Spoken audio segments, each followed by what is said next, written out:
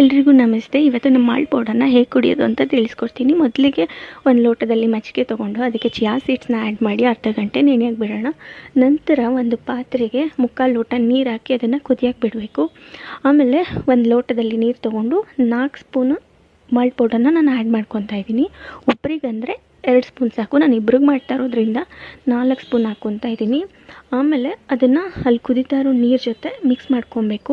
ಅದನ್ನು ಕೈ ಬಿಡ್ದಂಗೆ ತಿರುಗ್ತಾನೆ ಇರಬೇಕು, ಅದು ಇಲ್ಲಾಂದರೆ ಗಂಟಾಗಿಬಿಡತ್ತೆ. ಆಮೇಲೆ ಅದನ್ನು ಆರಕ್ಕೆ ಬಿಡಬೇಕು. ಇವಾಗ ಮಾಡಿಟ್ಟಿರೋ ಮಜ್ಜಿಗೆಗೆ ಸ್ವಲ್ಪ ಸಾಲ್ಟ್ ಹಾಕ್ಕೊಂಡು ಈ ಮಾಲ್ಟನ್ನು ಮಿಕ್ಸ್ ಮಾಡಿದರೆ ನಮ್ಮ ಹೆಲ್ತಿ ಮಾಲ್ಟ್ ಡ್ರಿಂಕ್ ರೆಡಿ ಆಗುತ್ತೆ. ಇದನ್ನು ಮೆನ್ನು ವುಮನ್ನು ಮಕ್ಕಳು ಯಾರು ಬೇಕಾದರೂ ಕುಡಿಬೋದು. ಎಲ್ಲರಿಗೂ ಒಳ್ಳೆಯದಿದು. ವೆಯ್ಟ್ ಗೇನ್ ಮಾಡೋರು ಮತ್ತು ಮಕ್ಕಳಿಗೆ ಕೊಡಬೇಕಂದ್ರೆ ಹೇಗೆ ಕೊಡಬೇಕಂತ ತಿಳಿಸ್ಕೊಡ್ತೀನಿ. ಒಂದು ಲೋಟಕ್ಕೆ ಬೆಲ್ಲನ ಆ್ಯಡ್ ಮಾಡಿ ನೆಕ್ಸ್ಟು ಮಾಲ್ಟನ್ನು ಸ್ವಲ್ಪ ಆ್ಯಡ್ ಮಾಡಿ ನೀಟಾಗಿ ಮಿಕ್ಸ್ ಮಾಡಿದರೆ ಇದು ಕೂಡ ರೆಡಿ ಆಯಿತು.